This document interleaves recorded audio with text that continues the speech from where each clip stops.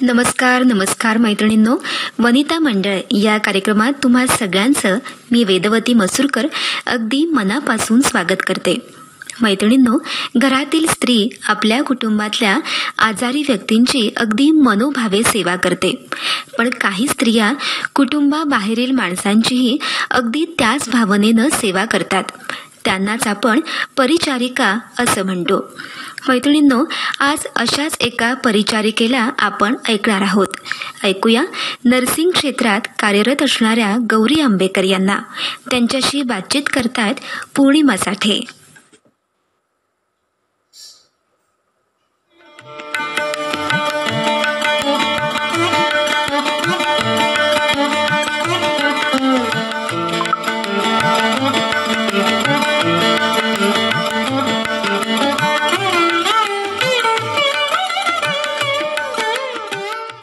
नमस्कार मैत्रिणींनो, आपल्याला माहिती आहे की जेव्हा केव्हा आपण आजारी पडतो आणि दवाखान्यात जातो, तेव्हा ज्याप्रमाणे घरात आपली आई काळजी घेते, त्याचप्रमाणे दवाखान्यामध्ये सुद्धा अशी एक व्यक्ती असते की ती आपली सतत काळजी घेत असते. अर्थातच तुमच्या लक्षात आलं असेल की ती व्यक्ती म्हणजे असते नर्स, अर्थात परिचारिका. तर या परिचारिकांची नेमकी भूमिका काय, किंवा त्यांना कोणकोणत्या प्रसंगाला सामोरं जावं लागतं, काय काय अनुभव येतात, तसंच त्यांना याचा काही फायदा होतो का, अशा सगळ्या विषयाची आपण आज चर्चा करणार आहोत.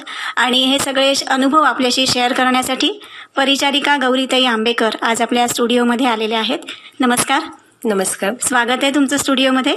मी आत्ता म्हटलं तसं की आईप्रमाणे बरं नसल्यानंतर जी सेवा देते किंवा आपली काळजी घेते ती नर्स, ती परिचारिका. किती वर्ष आहात तुम्ही या सेवेमध्ये? या सेवेमध्ये मी 22 वर्ष आहे. 22 वर्षापूर्वी तुम्ही जेव्हा ही सर्व्हिस सुरू केलीत, तेव्हाची तुम्ही आणि आत्ताची परिस्थिती काय सांगाल? फरक भरपूर फरक झालाय. आम्ही ज्यावेळी स्टुडंट म्हणून ज्यावेळी नर्सिंगमध्ये गेलो त्यावेळी आणि आत्ता आम्ही काम करतोय त्यामध्ये भरपूर फरक आहे. आम्ही ज्यावेळी स्टुडंट होतो त्यावेळी इंजेक्शन्स देण्यासाठी डिस्पोजेबल अवेलेबल नव्हतं. जे सगळं इक्विपमेंट आहे ते आत्ता सगळं डिस्पोजेबलमध्ये आहे. हा मोठा फरक आहे. दुसरं, या क्षेत्रामध्ये त्यावेळी परित्यक्त्या, विधवा अशा महिला येत होत्या. आता असं नाहीये. आता ह्या खूप कौटुंबिक सगळी जबाबदारी सांभाळून स्त्रिया या व्यवसायामध्ये पदार्पण करीत आहेत. तसेच ब्रदर्स येत आहेत आणि चांगलं त्याला एक वेगळं वळण आलेलं आहे. बरोबर आहे. रुग्णसेवेसंदर्भात परिचारिकांची भूमिका याबद्दल तुम्ही काय सांगाल? मोठा रोल आहे यामध्ये. रुग्णसेवेमध्ये ज्यावेळी डॉक्टर्स असतात ते 24 आवर्स थांबू शकत नाहीत. ते फक्त ऑर्डर देतात, ऑर्डर लिहितात. त्यापुढे सगळं काम हे नर्सेसनाच बघायचं आहे.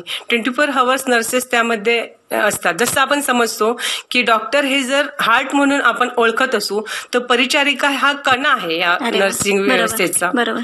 तुम्ही काम करताना जेव्हा सहकारी परिचारिका आणि वैद्यकीय अधिकारी यांच्यासोबत तुम्ही काम करता, तर काही संघर्ष होतात का, किंवा असे काही अनुभव येतात का तुम्हाला?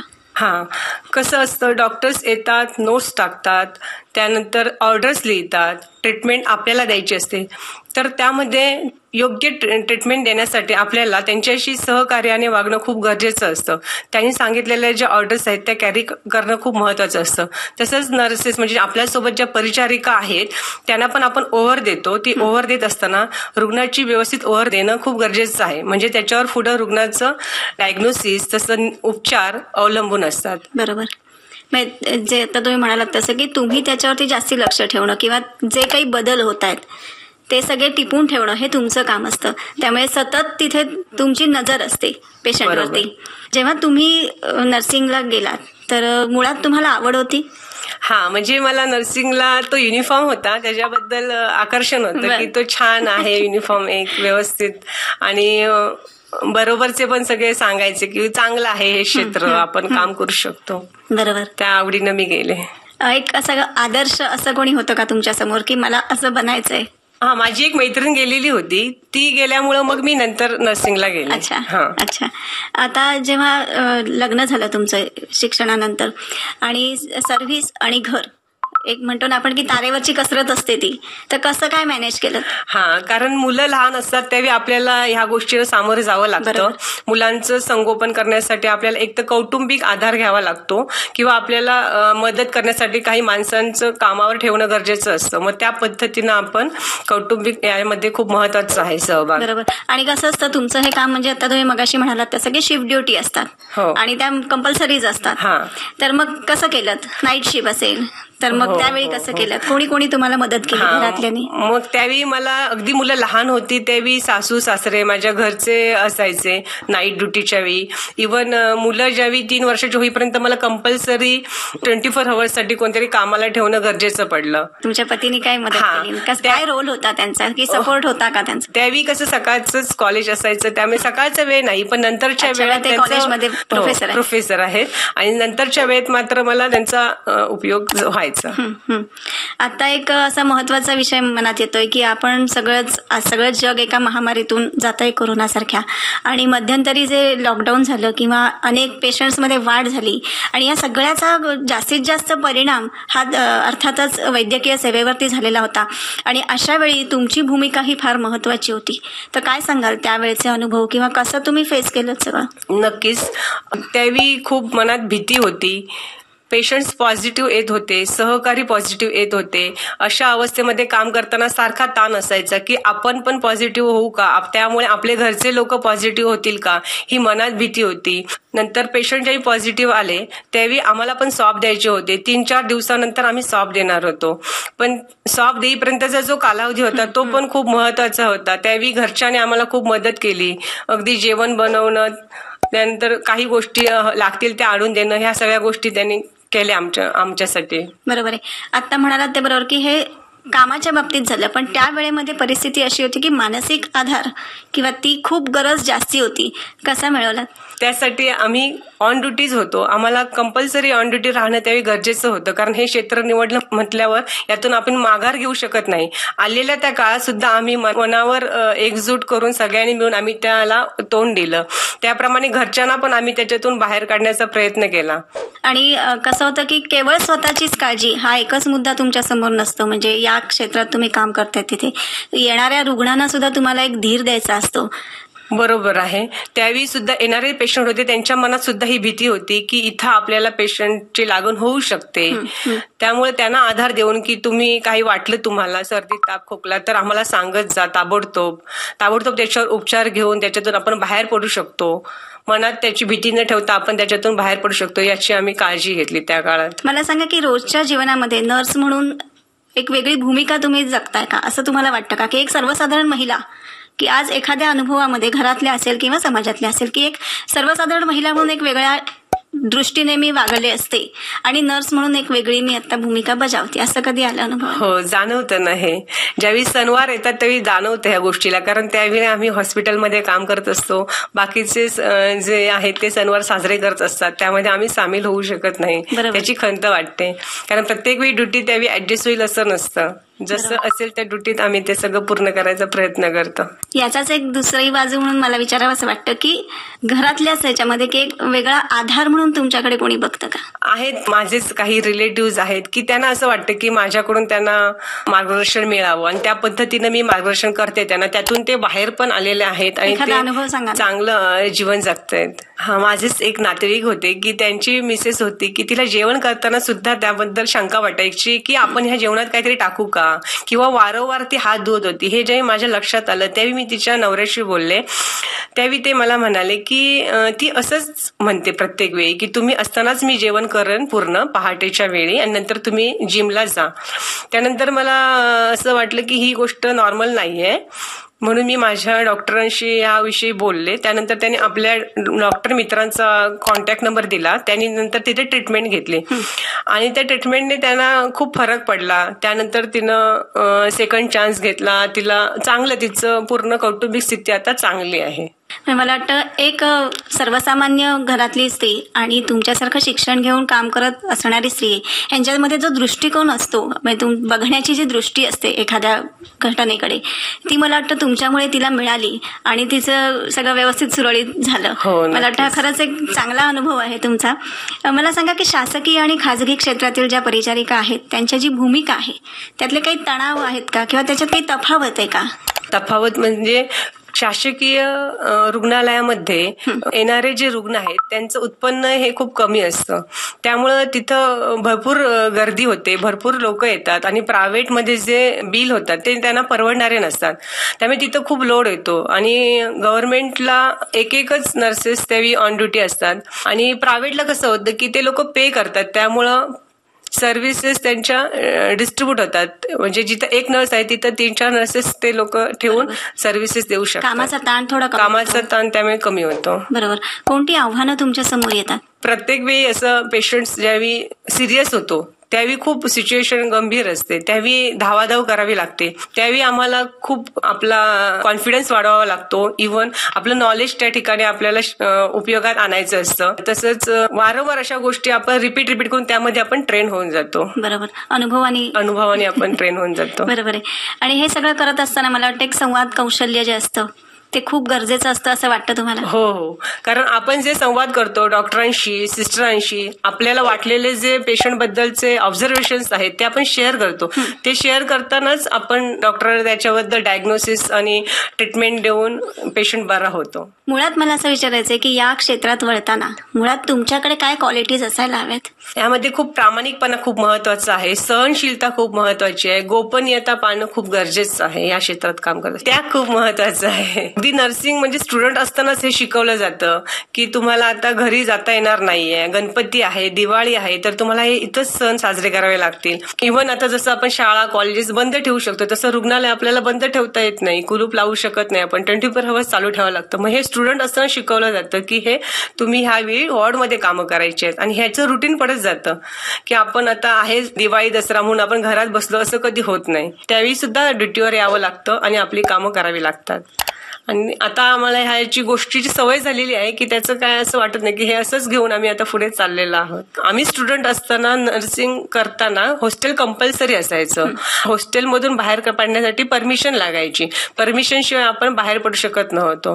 मला एक असं वाटतं की एक महिला म्हणून किंवा एक मैत्रीण म्हणून काय सांगाल तुम्ही, काय सल्ला द्याल सगळ्यांना? या क्षेत्रामध्ये आल्यामुळे मला असं वाटतं की आपण चांगलं एक काम करत आहोत आणि समाजाची सेवा आपण करत आहोत याचं आपल्याला जाणीव होते. हे क्षेत्र सांभाळून आपण घरचं पण सांभाळतो, आपण इतरांना पण मदत करू शकतो. म्हणजे नर्सिंग हे असं क्षेत्र आहे की त्यामध्ये आईचा रोल जो आहे तोच आपल्याला करायचा आहे. आई जशी बाळाची आपल्या काळजी घेते, त्याला काय हवं नको ते बघते, तसंच परिचारिकेला हेच बघावं लागतं.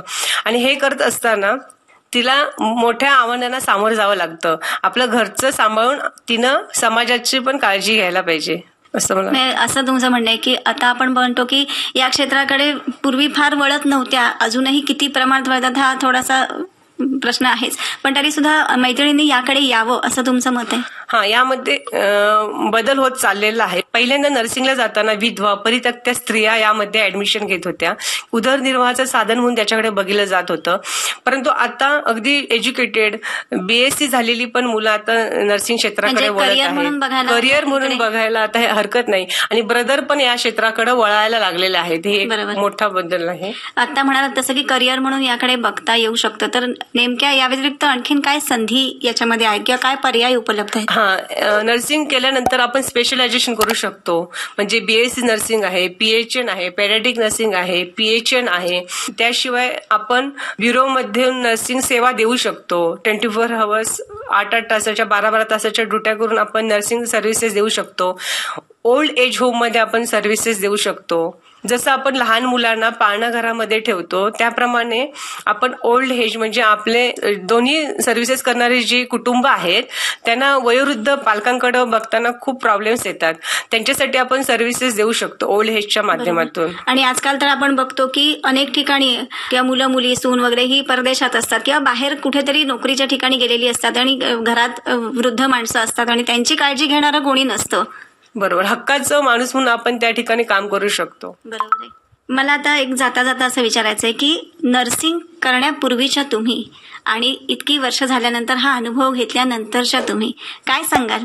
महत्वाचं म्हणजे हेच की आपण ज्यावेळी स्टुडंट होतो त्यावेळी जाताना आपल्याला ह्या सगळ्या गोष्टींचा अनुभव नव्हता की नर्सिंगमध्ये गेल्यानंतर किती बदल होतो आपल्यात. ऑटोमॅटिक बदल होत जातो. स्टुडंट असतानाच आपल्याला शिकवल्या जातात काही गोष्टी की यामध्ये खूप त्याग आहे. त्यागाची भूमिका खूप महत्वाची आहे. आपल्याला हे बऱ्याचशा गोष्टींचा त्याग करून यामध्ये पुढे जायचं आहे. आणि मी ते अनुभवलंय की मला बऱ्याच गोष्टींसाठी त्याग करावा लागला आणि त्यातून मी आता पुढे आलेली आहे. अगोदर कसं नर्सिंग फील्डची काही माहिती नव्हतं, मेडिकल फील्डची काही माहिती नव्हतं. पण ज्यावेळी मेडिकल फील्डशी संबंधित असल्यामुळं काही घरात जर प्रॉब्लेम्स आला तर आधी तो माझ्या लक्षात येतो. म्हणजे इव्हन घरात कुणाला अगदी ताप असेल, इव्हन काही त्रास होत असेल तर ते कुणाला जास्त कळायच्या आधी मला कळतं की त्या बेबीला ताप आहे. त्यानंतर ट्रीटमेंट लवकर दिली जाते आणि त्याच्यावर उपचार पण लवकर झाल्यामुळे लवकर बरं होता येतं असं मला वाटतं. खरं आहे, आत्ता तुम्ही म्हणालात तसं अनेक आव्हानं पेलत तुम्ही हा सगळा प्रवास करत असता. त्याचबरोबर असं आपण बघतो की अनेक वेळा तुमच्या बदलीचं सुद्धा असतं. मग त्यावेळी नेमकं काय तुम्हाला त्यातून कसं जावं लागतं, काय करता? कौटुंबिक स्थिती खूप ढासळते बदलीच्या वेळी. कारण कौटुंबिक स्थिती म्हटल्यानंतर त्यामध्ये वयोवृद्ध पालक आलेत, नंतर लहान मुलं आलीत की त्यांच्या सांभाळण्याचा प्रश्न निर्माण होतो. वृद्ध माणसांना सांभाळण्याचा प्रश्न तयार होतो. त्यांना येणारे प्रॉब्लेम्स, परत शिक्षणाचा मुलांचा प्रश्न येतो. त्यामुळे बदली नसावी असं मला वाटतं या क्षेत्राला. नुकतंच डॉक्टर आनंद आंबेकर म्हणजेच तुमचे पती आहे, त्यांनी या विषयावरती रिसर्च केलाय आणि PhD मिळवली आहे. तर त्याबद्दल तुमची भूमिका काय आहे किंवा तुम्ही त्याबद्दल काय तुमचं मत मांडाल? नर्सिंगवर PhD करणारे असे अजून तयार व्हावेत असं मला वाटतं. त्या कोणीतरी आमच्यावर PhD केले ह्याचा आम्हाला अभिमान आहे. बरोबर. आणि ते माझ्याच पतीने केले ह्याबद्दल मला अजून अभिमान आहे की आणि यातून चांगलं काहीतरी निर्माण व्हावं, वरिष्ठ पातळीवर जाऊन ह्याचं चांगलं आम्हाला ह्याच्यावर न्याय मिळावा असं मला वाटतं. परिचारिकांची भूमिका या रिसर्चमध्ये खूप महत्वाची आहे. म्हणजे समाजामध्ये परिचारिका हे एक दुवा आहेत. जसं डॉक्टर आपण हार्ट असं म्हणतो, डॉक्टर हे हार्ट आहेत शरीरामध्ये, तसे शरीरामध्ये परिचारिका हे कणा आहेत. 24 आवर्स ड्युटी करत असल्यामुळं परिचारिकांना भरपूर गोष्टी समजत असतात. आणि त्यांच्या रिसर्चमध्ये भूमिका म्हणजे नर्सेसचा रोल काय आहे हेच त्यांनी मांडलेलं आहे की नर्सेस चारही बाजूने ह्या गोष्टींकडे लक्ष ठेवतात. हॉस्पिटलमध्ये नर्सेस चारही बाजूने गोष्टींकडे लक्ष असतो. रुग्णाची सेवेसोबत त्यांना लागणारी औषधं, नंतर त्यांना लागणारे जेवणाची व्यवस्था, त्यांची होणारी स्वच्छता, त्यानंतर त्यांना राहण्यासाठी झोपण्यासाठी लागणारा बिछाना, अशा गोष्टींचा त्यांना विचार करावा लागतो. बदलीचा जो हे आहे तो ह्याच्यातून टाळला जावा हे जाणवतच. अगदी एखाद्या ठिकाणी बोलवायचं झालं तर पण परिचारिकेला बोलवलं जात नाही, म्हणजे त्यांना टाळलं जातं. तर मैत्रिणींनो, आत्ताच आपण गौरीताईंची गप्पा मारल्या आणि एकंदरीतच त्यांचे आलेले अनुभव तसंच आत्ताची जी परिस्थिती आहे त्याबद्दलही त्या बोलल्या. आणि आत्ता त्यांनी जाता जाता म्हटलं तसं की अनेक ठिकाणी अनेकांना बोलावलं जातं किंवा मान दिला जातो, पण नर्सला म्हणजेच परिचारिकेला तो मान मिळत नाही. खरं बघितलं तर त्यांची भूमिका किंवा त्यांचं काम हे खूप महत्त्वाचं आहे. कारण त्यांनी जसं पहिल्यांदाच सांगितलं की त्यांच्या डायग्नोसिसवरती किंवा त्यांनी जे काही लिहिलेलं असेल, त्यांनी जे बघितलं असेल, त्यांना जे जाणवलं असेल त्याच्यावरतीच डॉक्टर उपचार करत असतात. त्यामुळे मुळात नर्सची जी भूमिका आहे ती फार महत्त्वाची आहे. मला वाटतं आपण सुद्धा आपलं सामाजिक मन आहे त्याच्यात कुठेतरी हा बदल करायला हवा आहे आणि त्यांच्याकडे एक वेगळ्या दृष्टीने, आणि त्या म्हणाल्या तसं की त्या ज्या कणा आहेत आरोग्याचा, तर तिथे त्या दृष्टीने आपण बघायला हवं आणि आपल्यात बदल करायला हवा. तर आज आपण इथे थांबूया. तुम्ही इथे आलात, खूप छान गप्पा मारल्यात, तर त्याबद्दल आकाशवाणीच्या परिवारातर्फे मी आपले आभार मानते. नमस्कार, धन्यवाद. धन्यवाद.